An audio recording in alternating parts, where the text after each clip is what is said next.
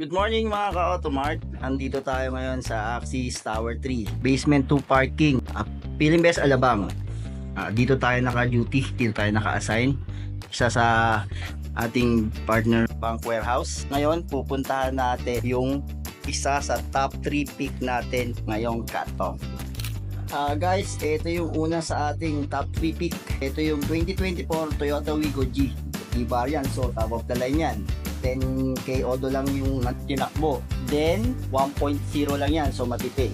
Pwede yan sa small family, tapos yung hirap kayo sa parking, pwede din yan. Dahil dito sa Manila, bawal ang walang parking. So pag maliit ang parking, pwede. Pasok na pasok yan guys. 2024, so bagong bago. Kita nyo naman, ang linis pa. Wala kayong gagawin na dyan. Papakarwash mo lang yan, good to go na ulit yan. Then, bid price yan guys, 550,050 lang, start bid. So, bid na kayo guys. Dito naman tayo sa pangalawa natin. Eto, alam na natin yan, pang negosyo yan. Pang service, pang negosyo, pang mga construction. 2024 model yan, everybody na yan. 2,718 lang ang order nyan. So, sariwang sariwa yan, in and out, okay?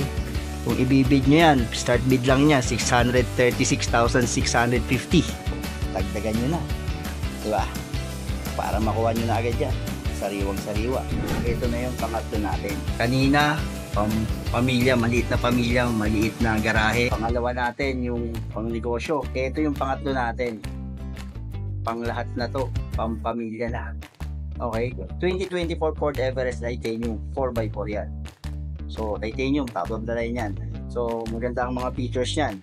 So, push button na lahat yan. Ito naman, yung tinakbo lang nito, 8,000 lang.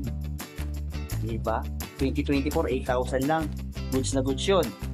Tapos, kung ibibid nyo to, start bid nito, 2 million. Dagdagan nyo na lang guys. Mauuwi nyo na yan. Ang kinis pa. Ang ganda pa ng kulay. Puting puti. Ayan guys, tapos na tayo dun sa top 3 pick natin. Ngayon, lagi nyo tatandaan, kung quality use cars ang kailangan nyo, Automart na yan.